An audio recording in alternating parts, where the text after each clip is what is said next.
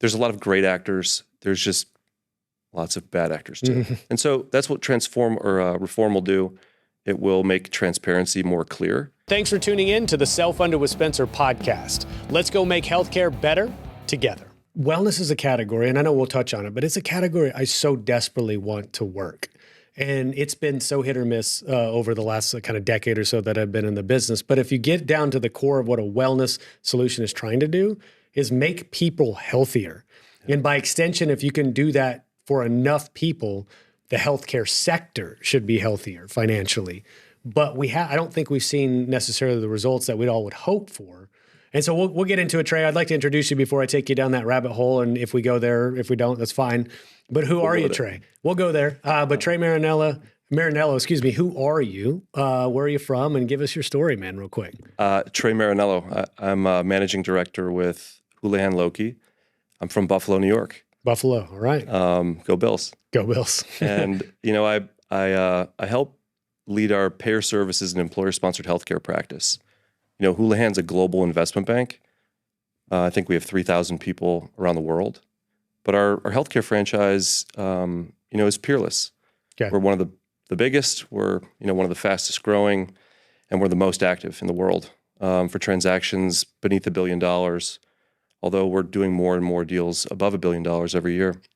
And so I spend probably 9 out of every 10 minutes of my day in employer-sponsored healthcare. So I'm an avid listener of the program. Thank you, sir. And big fan of yours. And you've been on before. You were on our panel a couple months ago, and I really appreciate you. You actually even stepped in last minute. You were there to be attendee, and I called you a couple hours before and said, hey, man, unfortunately, we had somebody drop out. What do you think about joining? Yeah. And you handled it with aplomb, and you proceeded to ask me all the hard questions. So I know. I saved them all for you. I'm like, you look like the smartest guy. You can answer them. But I really am excited about this conversation today, Trey, because I've covered, let's say, private equity in general before, but not really as it pertains specifically to healthcare. And I know you're in the investment banking world and advisory world versus private equity, but it might even be able to be helpful for the audience to find where you sit in that framework. So investment banking can mean a number of things. But what I do and what my firm does, we provide advice. We're not lending capital. We're not investing. We are providing advice. And we don't get paid unless it's great advice. Okay.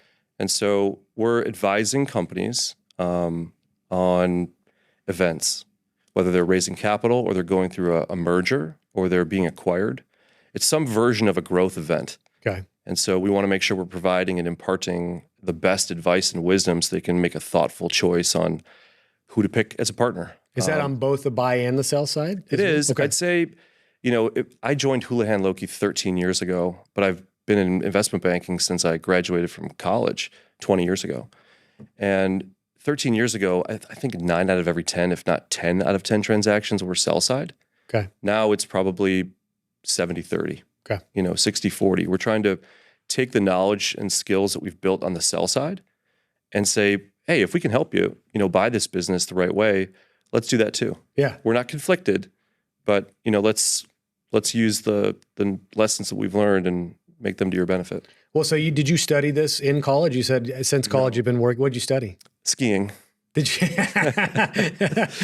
I went to school in Boulder, Colorado. So investment banking was the furthest thing from my mind. Yeah. But, I think I started out my career at a very small boutique investment bank. And the first category I focused in was insurance brokerage. Okay. And so selling brokerages, not risk-bearing entities like insurance companies, but brokers, MGUs, MGAs, P&C, benefits, and TPAs. And, one of the first deals I ever did was a TPA. Back then, they didn't trade for what they trade for today. Yeah. But it's come full circle.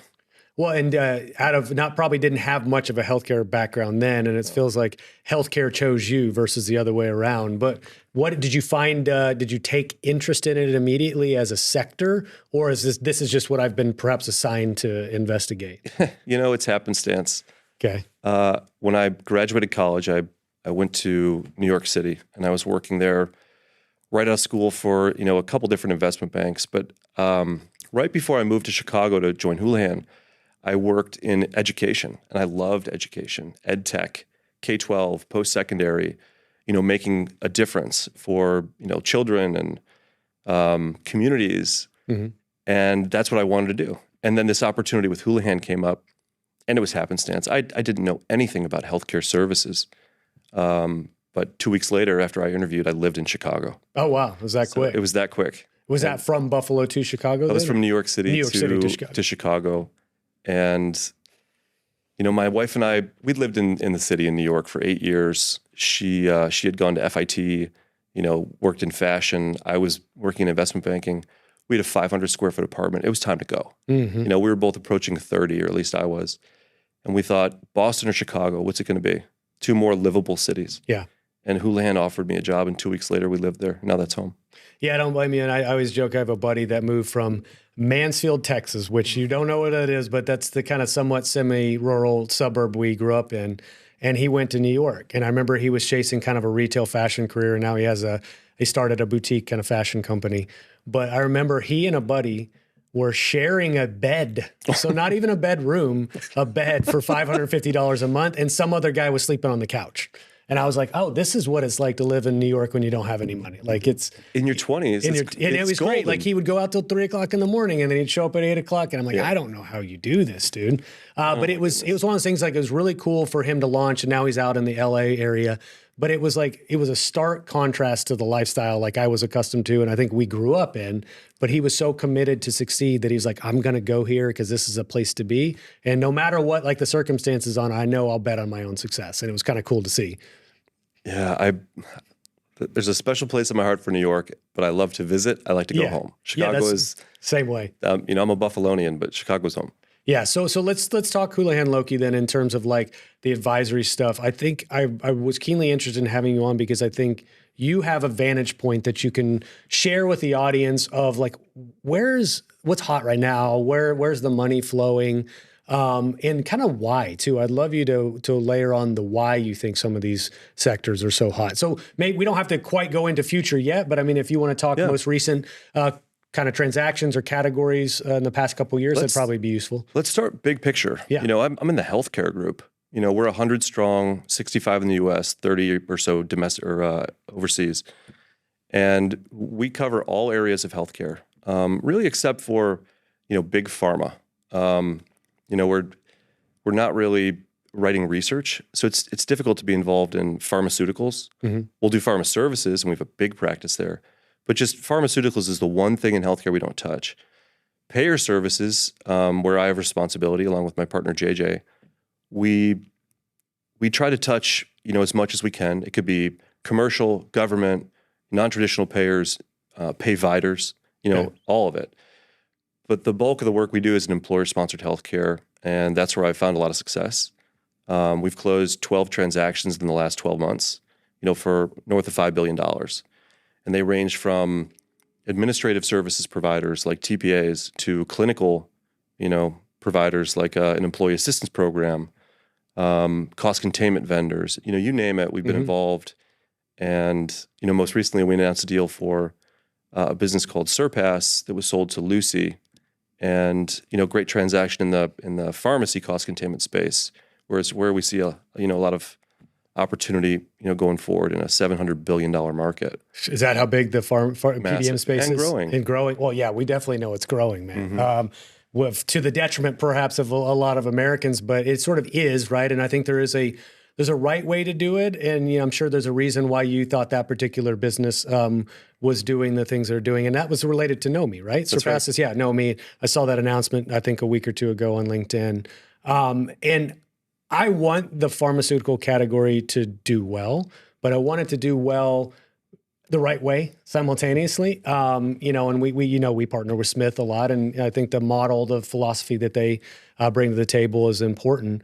But why do you think there's so much negative press, if you will, on the PBM space right now? Lack of transparency. Okay. I think the new companies that are innovative, forward thinking, look at Lucy, who bought Surpass. I think they're trying to blaze this trail. They're taking a contrarian view of PBM and saying, well, everyone's running, let's aggregate.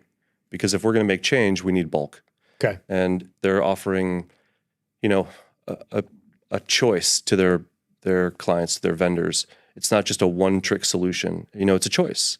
How should we contain your costs for you? So I think that's interesting. You're also seeing the Smiths of the world, Right Ways. Yeah, Right Way is a good example. Right, there's some Cost Plus.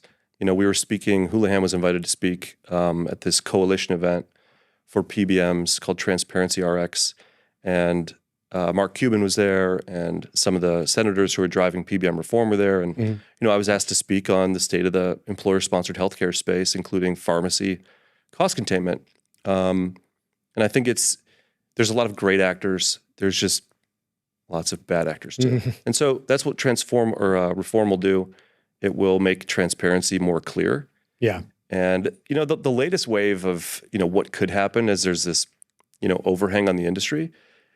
President Trump says, well, let's just make other countries pay their fair share. We're not going to, we're going to make the MFN doesn't mean bring everybody's costs down. It might mean bring others' costs up so that we're all paying the same. So it's a little too early to say where things will shake out. Yeah, MFN is most favored nation pricing, right? Right. I think we talked about it a couple months ago when that was announced, and I would say a little bit of skepticism that it will have the intended result. But I think what it is doing is just highlighting to the average American the exorbitant overpayment for the same drugs that we're bearing the cost of, whereas other developed nations are paying exponentially less. That's a good conversation starter, if anything, right? I agree. How we go about it, many different ways to skin that particular cat. Chronic health issues, surprise out-of-network medical bills, inflated medical and prescription drug prices. These issues cost self-insured employers hundreds of millions of dollars every year. Add to this the rising cost of care and potential for waste across the life of a claim, and it's clear that self-insured employers need innovative solutions that lower their health plan spend. At Valence, we've done just that, developed innovation that shifts the current paradigm. A complete and integrated ecosystem solution driven by data, one that manages and simplifies the complexity of medical claim costs.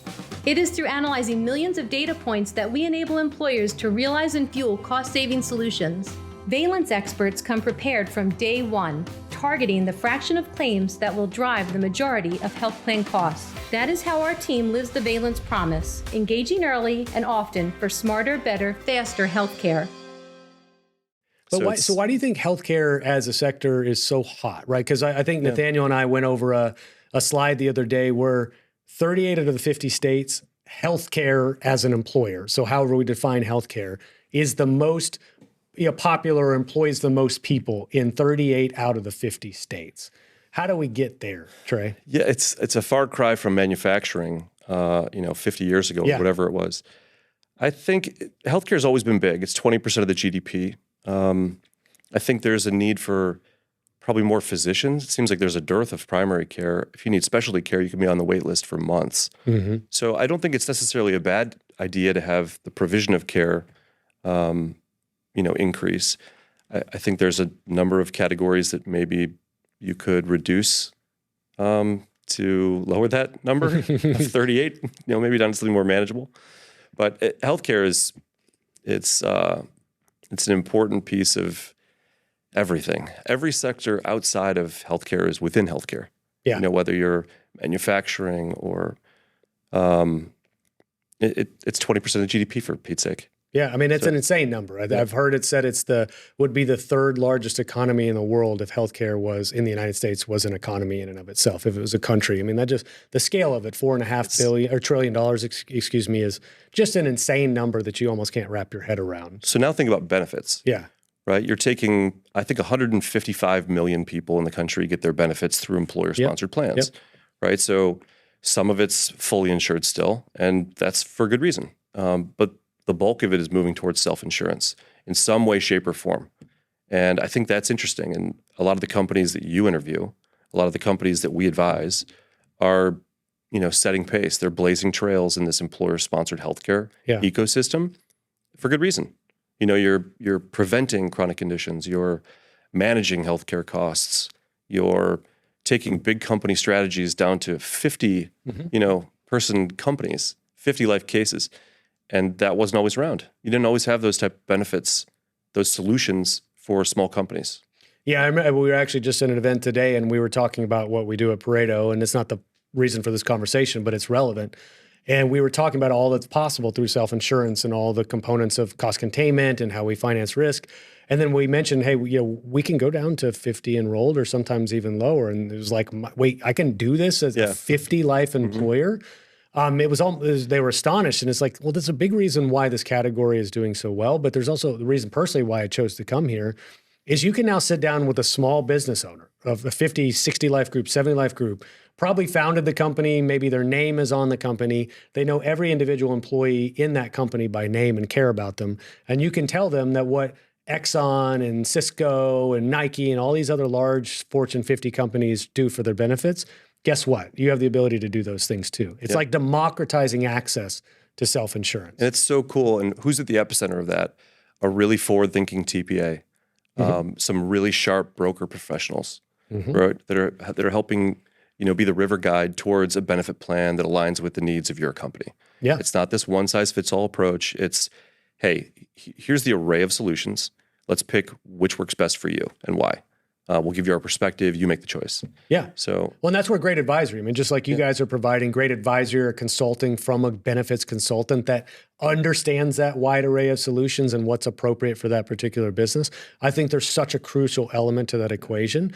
They're also, for any vendor, and we were talking about this joking kind of before, anybody that tries to circumvent the intermediary market struggles because they play such a pivotal role in that transaction. Yeah.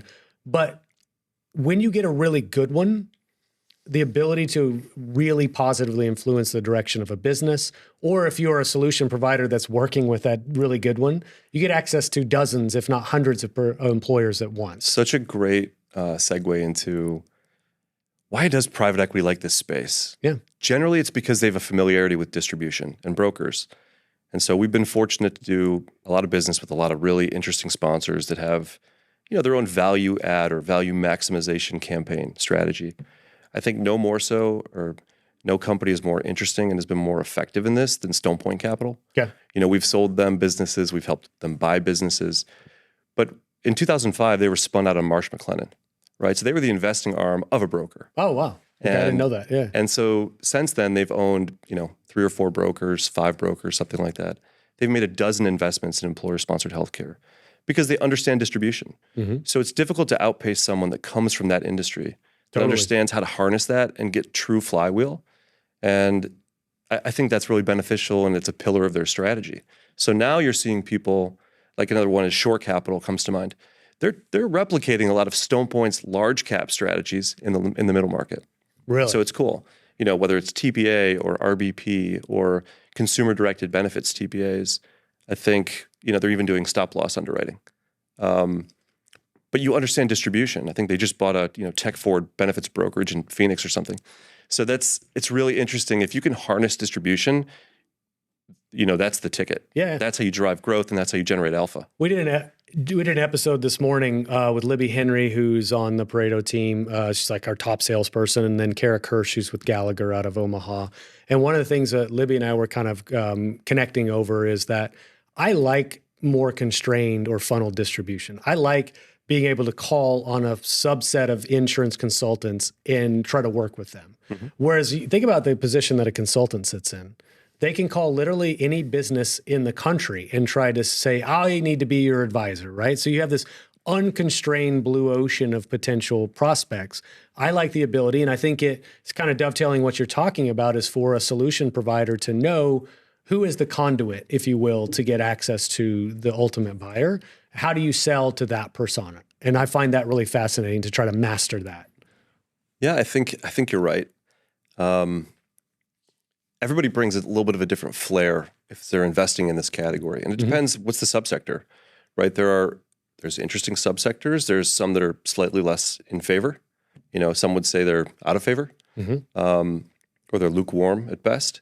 And then there's some where the jury's still out. And I think a perfect one there is ICHRA. Okay. Right? ICHRA, 5 years ago, we were not thinking we'd be here talking about ICHRA. Right? It's been around for 30 years. It has not grown to more than 100,000 members. Now we're sitting here at 1 million members. I'm reading stuff about the, big beautiful bill making ICHRA go to 5 million members potentially because of Medicaid redetermination, ACA contraction. All of a sudden, where do these people go? Yeah. And benefits brokers, as they try to give truly bespoke advice situationally are saying, well, maybe it's not full ICHRA. Maybe it's partial ICHRA to deal with some, high cost members or beneficiaries. So I don't think it's going anywhere. And if it goes to 5 million members, who's to say it won't go to 10? And Right. now we're talking, okay, you are carrying momentum. Where does it stop? Yeah. And so what do you think, what you said ICHRA, like as a sort of construct has been around for perhaps 30 years.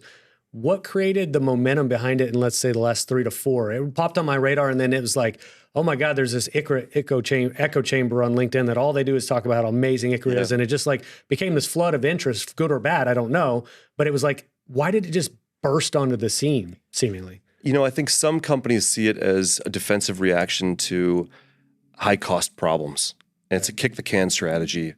You are, and I think we were talking beforehand, you can somewhat gerrymander your population towards ICHRA so that you can, carve out these high cost dependents and beneficiaries. Can you do that forever? I don't know. Yeah. But right now you can. And so ICHRA is becoming more than it was 5 years ago because people are being more thoughtful about ways to use it. In other cases, it's just all right, we just cannot deal with this any longer. We're getting too big, or we don't want to deal with the problems. Here's a stipend, here's a portal, have at it. Good luck. Kick the can. Yeah. Right? And Yeah. I think that is not an ideal solution as you're looking to affect change and prevent chronic conditions and do right by your health plan. Like we kicked off this episode with, joking around about wellness. Wellness is interesting. I started this practice at Houlihan because I worked on a business called Interactive Health in 2013, 2014. At the time, it was owned by In Tandem Capital and CI Capital, but the CEO's name was Kathy Kenworthy.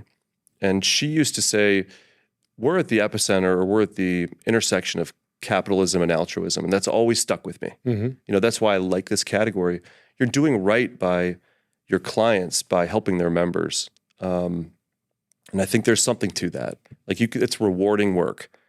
And if you do it the right way, it is rewarding. If you are ICHRAing everybody, I don't know where Should we turn that into a verb? You're ICHRAing everybody? Yeah. Pareto Health is the largest benefits captive in the United States. With nearly 3,000 captive members, $1.3 billion of stop-loss premium in force, and almost 1 million covered lives, no other benefits captive comes close to Pareto Health's scale. But it's not just about the numbers. Pareto Health is a mission-driven organization, and that mission has 2 distinct parts. Number 1, to make self-insurance simple and more accessible for small to mid-sized employers. And number 2, to arm them with the most powerful cost management tools on the market. So if you're an employer frustrated with your healthcare outcomes, or you're a benefits consultant looking for an alternative to the status quo, it's time to consider Pareto Health. Pareto Health, where employers come to do self-insurance right, to do it easily, and to do it at scale. Yeah, and you said, I like that you put that in the jury's still out category, because I remember raising kind of questions around the viability of that as a category a couple years ago. We featured it on the show, as a matter of fact, and it was one of the more popular episodes we've ever done, because I think at that time, there's a lot of interest in it. The jury to me is still out, to use your verbiage, in that I don't know what the long-term experience of the individual members is going to be like. And if they aren't getting guidance, if they don't have counsel how to navigate a complex system, we're not really solving the problem. We're simply just diverting it over to be somebody else's problem instead. And I think from an individual member experience perspective, I might feel a little bit cast aside by my employer if I go that route. I could be totally wrong, but this is an outsider looking in, trying to evaluate it. Well, think about where we were 5 years ago, during COVID, when, all right, you name your price. What digital solutions do you want? Let's fill up this dashboard. Mm-hmm. And, hence vendor fatigue. Oh, yeah. It came on the heels of that. But oh, yeah. You had so many icons, you didn't know what to do, how to use it, and people were just collecting administrative fees from stuff that was hanging on the digital front door but never opened. Mm-hmm. And so now we're saying, you deal with it. Mm-hmm. And there's some version in between that's going to be mutually beneficial for payer and provider, and then for the constituencies that are also involved. So you have your brokers and your providers, and there's others too. But there are solutions that work for companies of all sizes, where everyone benefits. The payer, the provider, the member or the dependent, who's the employee, and the broker. And everyone's working in unison to affect change and tighten up the benefit plan design and so on and so forth. You have a nice population, you're in the black, and you have high retention rates for everybody involved. Like, that's a great outcome, but those cases are few and far between. Oh, yeah. Yep. Well, and so on the subject, we kind of covered jury still out.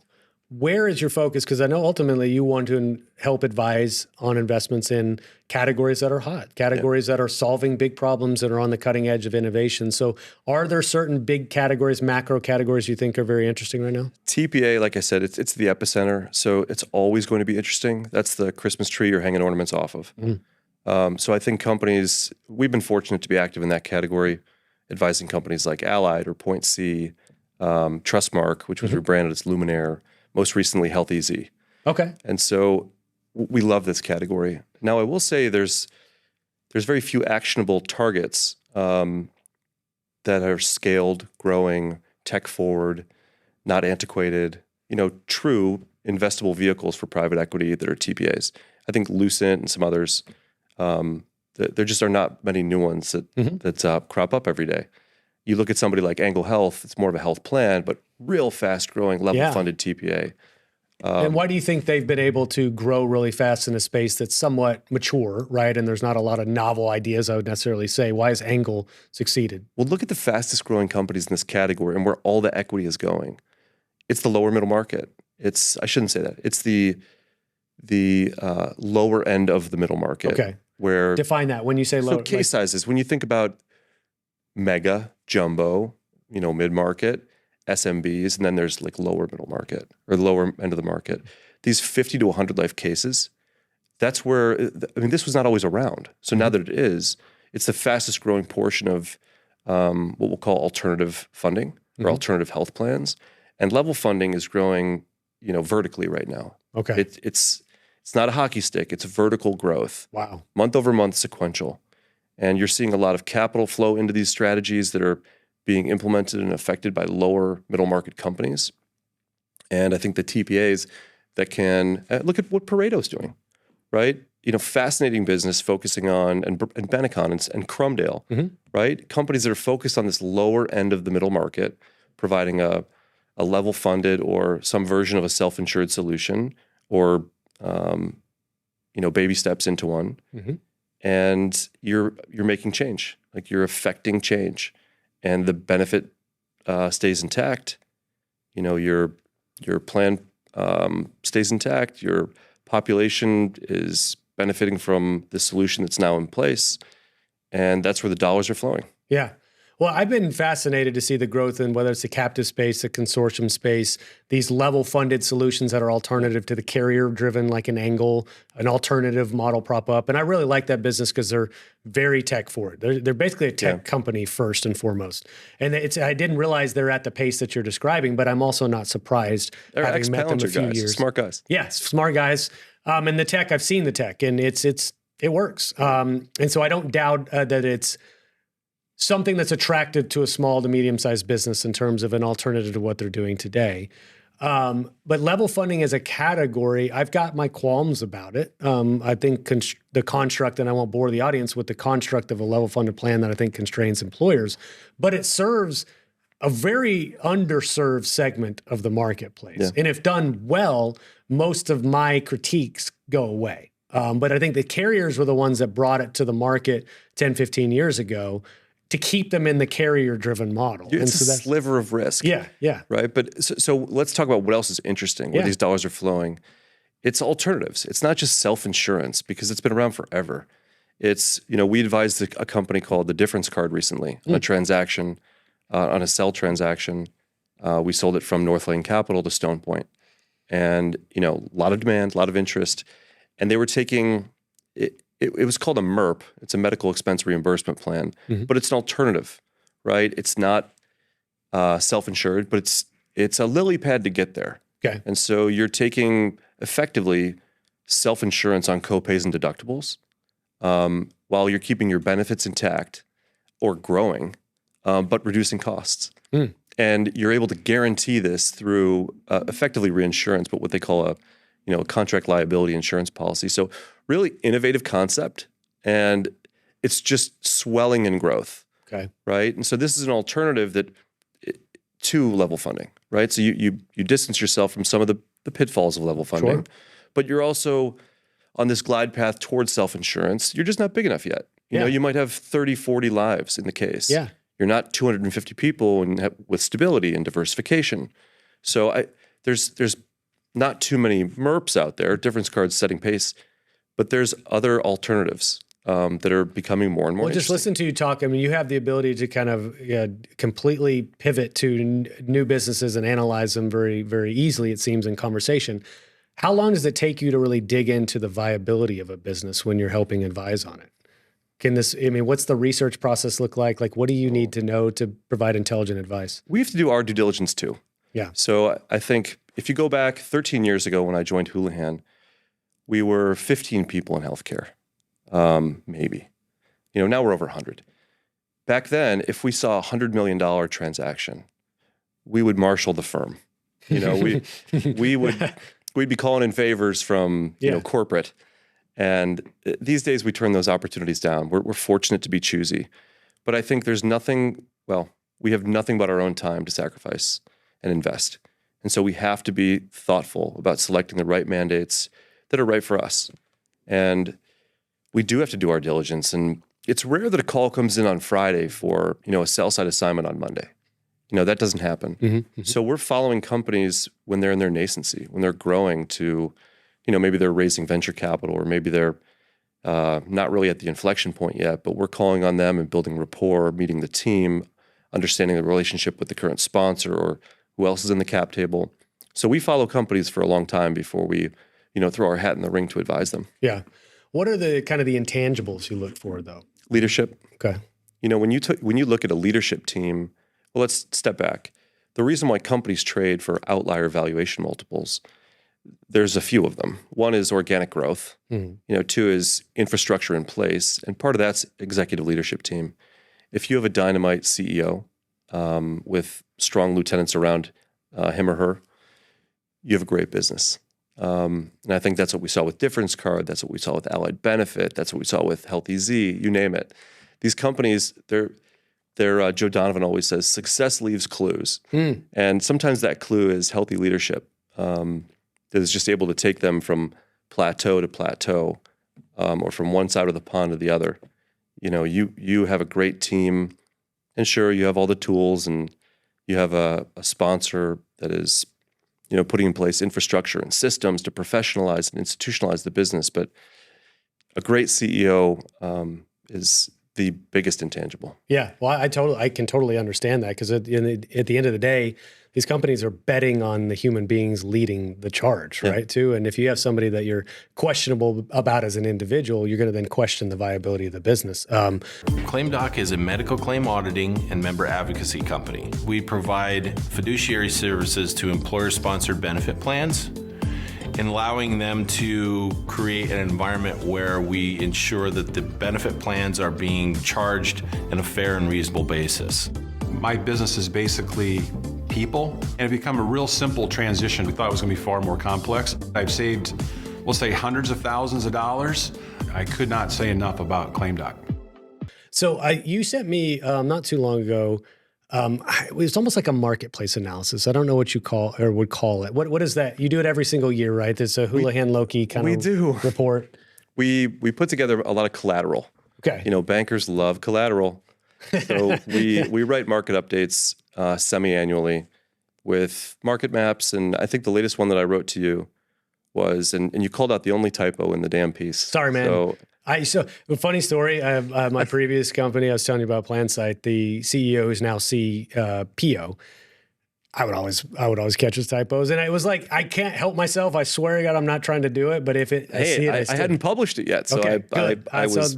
Do I get credit for like? Well, I was flattered you read it. Okay, and I did read it. Yeah. Well, and the reason I bring it up, and not all jokes aside, is that it was fantastic, and it gave me line of sight across the spectrum of employer-sponsored healthcare of like the way that you see things? Because I can somewhat get myopic in either what's coming to the table on the podcast or what I see at Pareto, and I don't always get to see the big picture of things. Well, we do this periodically. I think we put one out in Q1. We'll put another one out at the end of Q3. Okay. But it tends to be, what are the trends? Some of it is, okay, we'd like to grandstand a bit and talk about what we've accomplished. I think in employer health, we've announced 12 deals in the last 12 months for over $5 billion. Yeah. So we've been very active. But what we profiled in that market piece was, okay, here's the investors and what they're saying, strategic and sponsor. What have they done? Who are they? What have they done? What are the categories that matter? And I think we listed 10, we profiled 5, and we baited the hook for the next 5. And so in the end of Q3, we'll put out our thoughts and a deeper dive on the 5 that we didn't highlight. And they'll include things like direct primary care, on-site, near-site, companies like Premise and Proactive MD, even Next Level Health that are setting pace clinically in this employer-sponsored category. We'll talk about pharmacy cost containment. We were fortunate to advise NOMI on the sale of Surpass. They realized that they can partner with Lucy, generate a bunch of cash, put it into their fastest growing businesses and be no worse off. In fact, be equal, if not better off, because you're able to devote all this capital and energy into, your fastest growing business. And, that's an interesting strategy. Yeah, and I loved it, man. I mean, I think a couple of things that obviously selfishly Captive stood out to me. You guys called those out a couple times. Reference-based pricing was something that you called out, which, we have a reference-based pricing sponsor, Claim Doc, but it was interesting to see that category was still something that seems to be like of interest, right? Because you have your naysayers, your detractors of reference-based pricing, but if done right and done for the right employer, it is incredibly successful at controlling costs. There's a reason why it exists. Yeah. So, and it also doesn't have to be full replacement. It could be an adjunct to... you're starting to see that more as well. Right. Yeah. And you have thoughtful benefit advisors, not just Joe Broker. Tom Broker. Tom Broker. Yes, all right. Sorry. Tom Broker. Yeah. And I think it's a viable strategy. It will remain, viable. What we tried to highlight in the last market piece was what we'll call yellow journalism. Not necessarily stating all the facts, claiming that the payers are to blame. Well, the providers they're to blame too. And so things will change, and as more participants in this category, start to weigh in and, move the market a bit, I think more transparency is needed. And eventually it should bring costs down. But it's a viable strategy in conjunction with a number of other solutions that a TPA and a broker can thoughtfully introduce to a company. Well, so like if somebody was listening to this, and we have a lot of folks in the consulting world that listen to it, but I regularly feature founders of like really interesting businesses on as well, and I know a lot of them listen. If I'm somebody listening and go, Houlihan Lokey, I like this guy Trey. It seems like they're pretty successful at investing in healthcare. Like who is the right ICP, if you will, for a Houlihan Lokey client? I think the bulk of the transactions that we're performing and the advisory we're giving is for private equity backed companies. We tend to be involved with transactions that are ranging from $200 million of enterprise value to $2 billion. And so there are very few companies that are privately held, by a founder that have reached that $200+ million enterprise value. So I'd say it's really important for us to know completely the sponsor universe. Yeah. Right? Private equity matters. And we, I think we're both a part of an organization called SIA that... that's where we met, actually. That's right. Yeah. And we host, we just completed this actually, but we hosted an event in Charleston called the Corporate Growth Forum. And 5 years ago, when it was incepted, it was, okay, why is private equity not the devil, right? Why are you not trying to steal my business? Yeah. What we've graduated to, and I think we had the most successful event in Charleston we've ever had, and now it's interesting. I think it'll come together and merge with the spring event, which is 800 people versus 200. So it should be pretty cool. But now it's morphed into, all right, let's take some really thoughtful private companies. Let's introduce them to founder-friendly, first capital in oriented private equity sponsors to talk about thought-provoking strategies that they can implement to change, to drive change. How do you introduce distribution capabilities? How do you introduce technology? How do you introduce other value-add levers that private equity will bring to bear that you weren't even aware of? It's not how do you put leverage on the company. Yeah. How do you use maximum debt to drive return? No, it's growth. How do you turn the propeller faster? Yeah. And how do you leverage the relationships that you have with companies and individuals and brokers and intermediaries that matter for the benefit of this company? Well, why don't we talk about kind of misconception? I think we were discussing this previously, but it's you mentioned how is private equity not the devil, like tongue in cheek, but there was some reputational, negative reputational concerns over private equity as just this like amorphous category.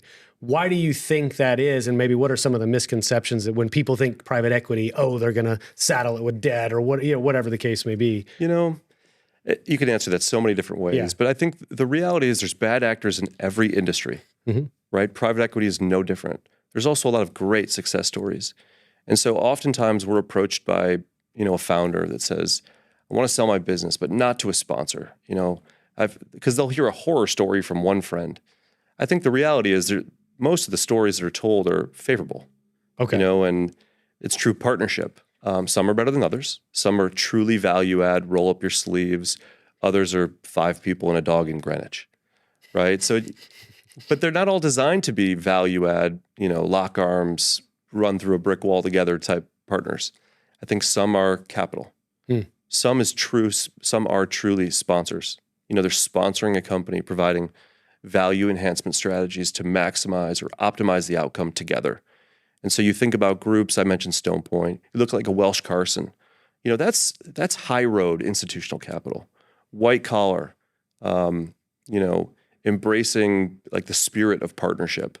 And we've been spending more and more time with them in this employer-sponsored category. And it's interesting to see they were the pioneer in healthcare private equity. They're regarded as one of the most thoughtful, strategic healthcare investors in the world. And they do it the right way, right? And they've had great outcomes. It wasn't through using debt, right? Sure, leverage can be helpful. It can be a shield. But it's not how you turn the propeller faster. It's not how you make change in the industry. It's not how you innovate. Yeah. And so you think about groups like that or a Lightyear Capital. There's so many great names. There's a bad actor or two every so often. Sure. But there are everywhere. Yeah. And I've been very careful. Obviously, I don't ever want to kind of demonize it categorically, right? And I told you the most watched episode I've ever had is my buddy who's in private equity. And I find it really fascinating, right? But it's fascinating on generating wealth for individuals, growing businesses, building the infrastructure to get them from, you said plateau to plateau. I like that terminology. That's fascinating to me. And I think picking the right partners, as you say, is worth its weight in gold. And you have to, maybe advisory services and working with somebody you trust to advise on it is a crucial intermediary step in order to do that.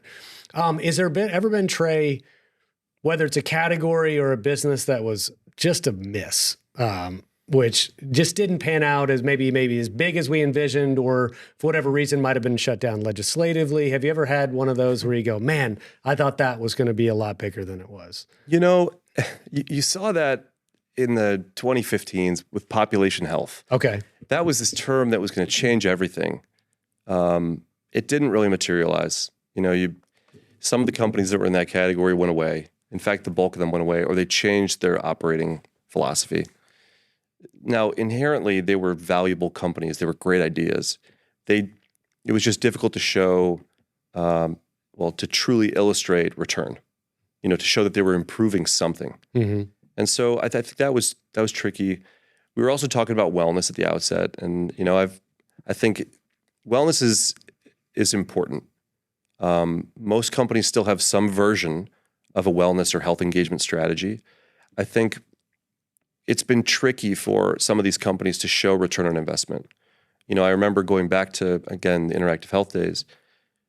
You couldn't really show ROI because the customer base was the employee base was so transient. Mm-hmm. People would come and go. Yeah. If they stay in their chairs for 10 years, you can track ROI. You have horizontal data, longitudinal data. Because people would come and go, you couldn't track anything. So it wasn't ROI, it was VOI, for value over investment. Then it was, well, shoot, that doesn't work. Let's just ask for net promoter score. And so that's been a category that has fallen victim to, some headlines that have made it, not as favorable. But I think that if done the right way, it's helpful. And so you think about, I mentioned Lightyear. They saw a lot of promise in this business called CureLink, which is an EAP. But it's taking wellness strategies that didn't work in wellness and attaching them to mental health. And all of a sudden it works. And so I thought this was fascinating. Yeah. They're pricing it kind of in between, one of the solutions that was implemented during COVID, where it was, what do you need to stay in your chair? We'll take whatever it takes, right? That were $10 PEPM. And then there's the okay, we're a nickel PEPM, and we're going to sit in the digital front door. You're not going to find us, never, let alone utilize us. So they're somewhere in between, and they've embraced these engagement strategies that are they're doing it themselves. So they're engaging the population, meaning it's going to cost them more to drive utilization, which is the opposite of what the EAP providers of old were doing. It was, let's put it somewhere where nobody can find it, and they'll never get any benefit from it, but we're going to make a fortune. And what CureLink is saying is, well, hold on. We're going to give you the mental health solution that we think is best. We're going to give you these engagement strategies to make mental health, easier to digest, and we're going to make sure you use it. And so we're going to drive utilization through these engagement strategies, and we're going to charge you a reasonable price. And lo and behold, going to the moon, right? So that is pretty cool. You couple engagement or wellness with mental health, which all of a sudden you don't need to drive ROI from mental health. Yeah.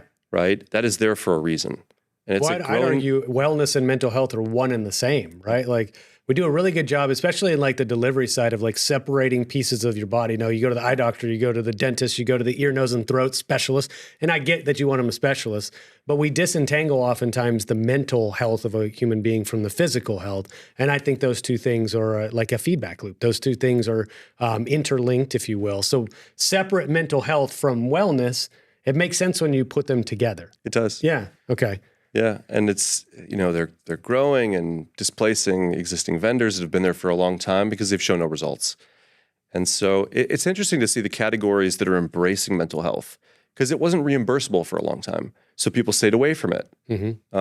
Now, especially like in the workers' comp space, well, if we can't reimburse for it, why do we want it? Well, it turns out it prevents chronic conditions. It prevents absenteeism.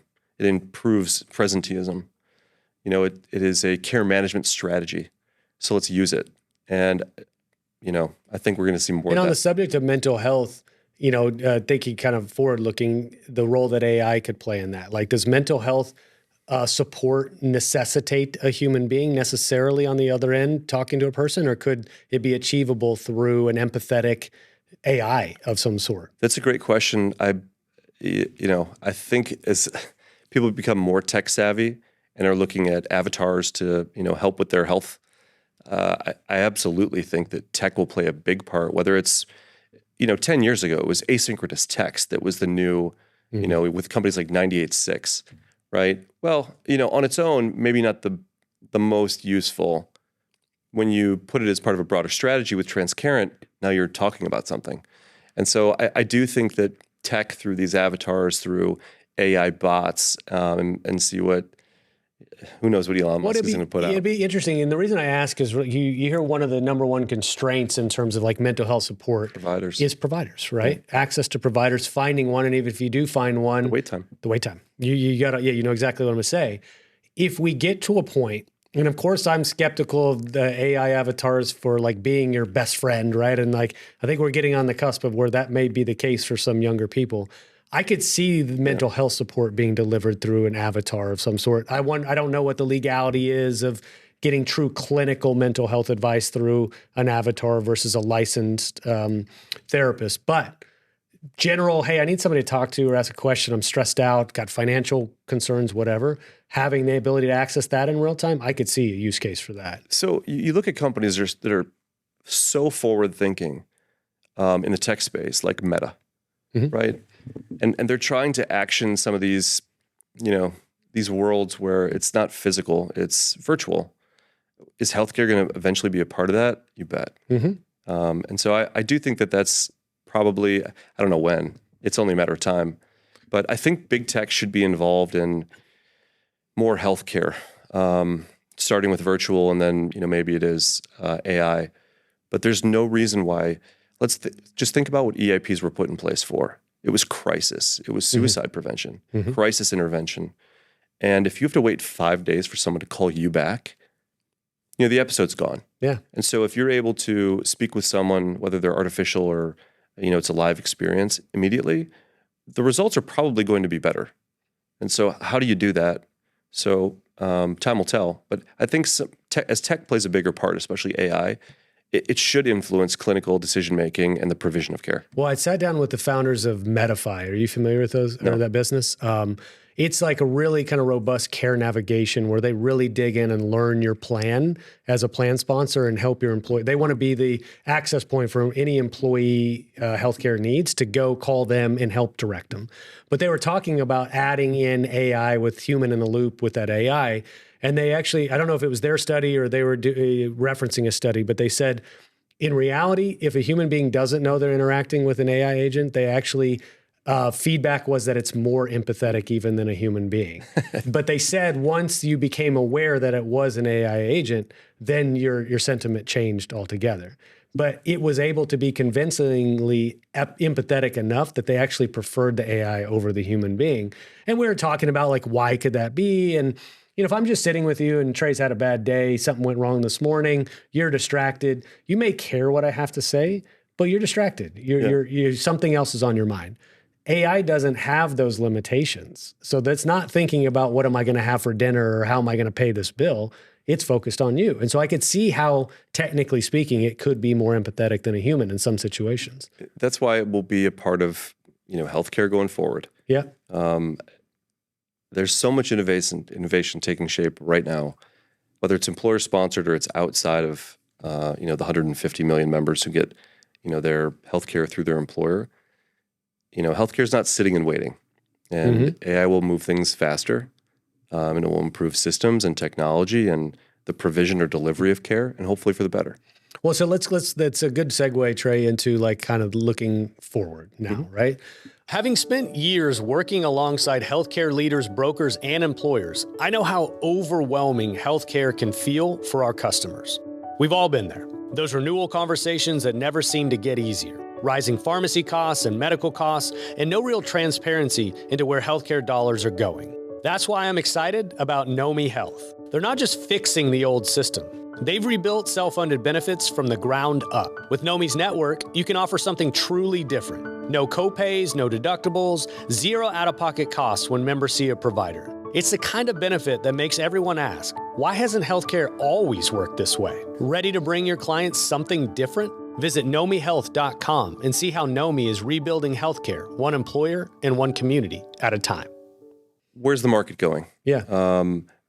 We talked earlier about companies of all sizes are now equipped or they're suitable for these strategies that were once only available to General Motors or General Electric. And so as you go down market further, I think these vendors that are still small, are growing. And so you look at some companies that are in this cost containment category, which if you look at employer-sponsored healthcare and you look at the multiples, right, the enterprise value divided by the earnings of the business, right, the multiples that are high, this tend to be those that can produce return on investment, that can illustrate outcomes, right? And those are generally cost containment because they're hard numbers. It's hard dollar ROI. And so when you think about companies in this cost containment category, there's some that are, they're not household names now, but they will be. Pareto wasn't always a household name. True. Nor Benecon, or Difference Card, or you name it. But I think Crumdale is one we're spending more time with. And this is a company that sits at the intersection of, payments, basically taking risk, financial risk, coupled with healthcare IT, coupled with the ability to administrate a program like a third-party administrator, and contain cost. And so when you're able to optimize, these four, call it subsectors of employer-sponsored healthcare to bring to bear a benefit as a program manager to these small cases and drive hard dollar ROI, you're onto something. And so those are interesting businesses that are, growing fast. They have a massive addressable market, and they'll be household names in no time. Well, that's what I feel too. And, I joined about 2.5 years ago, and I was like, I keep hearing about captives all the time, man. Yeah. And I mean, even me as a stop loss guy and people perceive me as one, I felt like I had a blind spot in understanding what captives truly were and who they served and how they were constructed. And being on the inside, I realized, one, it wasn't as complicated as I thought. And two, it is really about a better story being told to the market. You can get into the weeds of all these like layers of a captive or whatever it may be, and those are important at some point. But what was really important is, to me, is the value proposition of what are you in today and what are you trying to accomplish and how can this vehicle get you there. Trey, there was something I was going to ask you. You were talking about enterprise value and multiples, how you would calculate that. One of the things that we regularly bring up to business owners is you might have, for every sale you make, it might have a 20% margin, right? Or something like that, just as an example.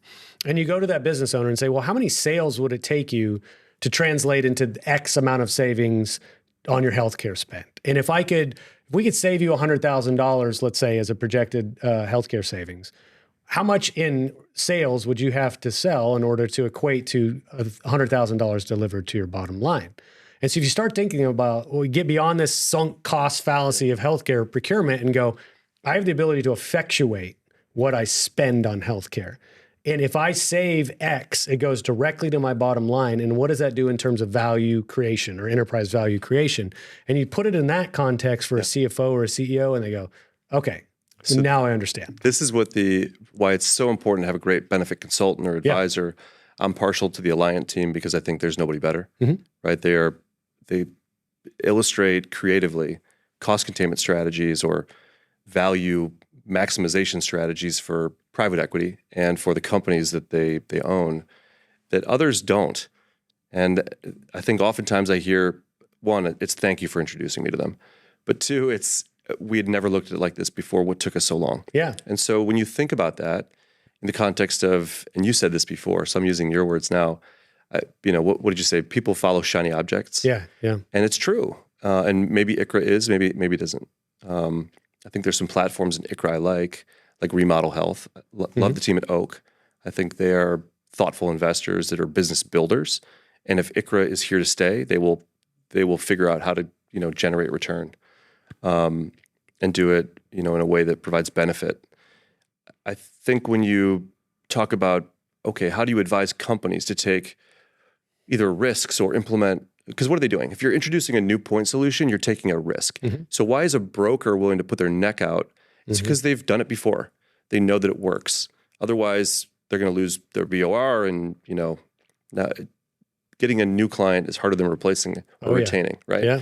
So with that in mind, if you're able to discuss for the first time some new cost containment strategy that you've affected favorably before to a new prospect, a new client, and it works, money goes to the bottom line. Your enterprise value goes up because you're generating earnings, and earnings attached to a multiple or a coefficient, right?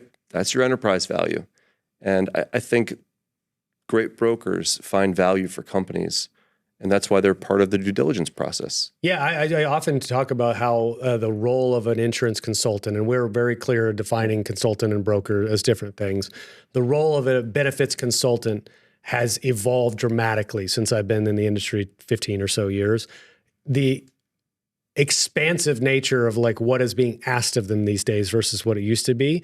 They're a business consultant. I mean, they're not, they're trying to solve problems for a business, and it happens to be through the channel of benefits. But it's crazy how often they're tasked with something that seems like so totally out of their scope. They've got subject matter experts on subject matter experts. Yeah. Oh yeah.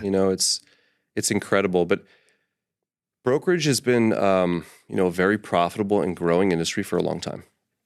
And so how do you outpace your competitors? It's by, adding value. And so some people have attacked private equity with subject matter experts like Alliant, right? That attach themselves to these sponsors and talk about, all right, here's how you drive value. You want to generate return for this portfolio company? On the benefits side, do X, Y, and Z. And so they're no different than a tech expert or, an operational consultant, somebody with ERP, somebody who is trying to bring in a FP&A suite. So they're just another tool in either the private equity kit or generally to make way for change, drive growth, increase the bottom line, and prepare. But they're so valuable because where does benefits sit on somebody's P&L? It's usually second or third item, right? And so in terms of expense, and then when you realize how much perhaps fraud, waste, and abuse, overspend, inefficiencies, whatever you want to label it, is baked into that expenditure, good advice there can save them significant amounts of money just by a couple structural changes. And I think it's, to me, I think you mentioned this earlier too, it's just incumbent upon us to be able to spread the awareness that these types of solutions exist, right? And so I feel like my obligation is to tell the story to as many people that will listen. And hopefully it impacts the way that they think about benefits. Whether they work with us or not is okay. I'm okay with that. Well, I think with the way Pareto's growing and some of the other fast-moving trains in this category, whether they're captive or otherwise, I think they're drawing a lot of awareness to employer-sponsored healthcare and how you're able to not only prevent clinically chronic conditions, which absorb the bulk of the spend in the entire space, but you're able to do it proactively and preventively. And, there's solutions to increase health and happiness. And now you're trying to think about other social determinants of health. Yeah. And it's more of a holistic, rounded out strategy, which used to be, all right, listen, go from fully insured to self because now you're the insurance company and you stop paying premiums and you can be the bad guy. That's not it anymore. So there's a healthy balance, and on the teeter-totter of too many point solutions and none, you got to put the fulcrum in the right place. Yep. And it's not there yet, but it's getting there. Yep. Was there anything, Trey? I know we did a lot of kind of due diligence, if we want to use one of your terms, of planning for this to make sure when you came here that there were things that we covered that were important to your business and important to you. Has there been anything that we haven't discussed yet? No, I just like sitting down with you. I always like to hear. We can do it. We don't have to have a microphone in front of us too. Like we can actually just hang out. I see this with a couple of beers, but yeah. No, I think what we want, your audience to know is if you are thinking through, strategic alternatives in this category or in healthcare generally, we've shown to be helpful. And I think the outcomes we produce for our clients, and it's one client at a time, each client's the most important. We would love to, weigh in on the right situations. We'll tell you quick if we can help, but in the situations where we can, we provide, bespoke, thoughtful, situational advice to, optimize growth or value or whatever the case may be. And I don't think everyone approaches M&A advisory situationally like that. Could be just one-trick ponies that are hammering on the thing that they know how to do. I think we take a slightly different approach with an array of alternatives and thoughtful approach and partnership to, genuinely trying to make change, just like some of the companies that we are fortunate to advise. Yeah. Well, you guys, clearly you have a track record of success. Success leaves clues, as you just said, which you guys, there's some clues there with Houlihan Lokey. And it's been great to get to know you since we met last year at ICHRA, right? And shout out to Trish and Kristen Rivers for introducing us. Question for you, kind of last question as we close the episode. What would you like to leave people with? Whether that's a summary of we covered a lot of ground, a call to action, just a thought for the day. You get a chance. The floor is yours to close the episode. Yeah, I'd say healthcare is relatively insulated from some of the more, we'll call them macroeconomic themes that are negatively impacting M&A globally. We're generally tariff resistant because it's healthcare, especially services. Unless you're in government-sponsored healthcare like Medicaid, you're resistant to these DOGE initiatives. And so healthcare has been, moving the market, so to speak. Employer-sponsored healthcare, there's no hotter category right now than maybe healthcare IT. Okay. But I think employer-sponsored healthcare with the innovation that's happening right now, and I'm sitting across from Pareto, which is one of the fastest growing companies in this category. You know it better than anybody, and all the guests that you speak to.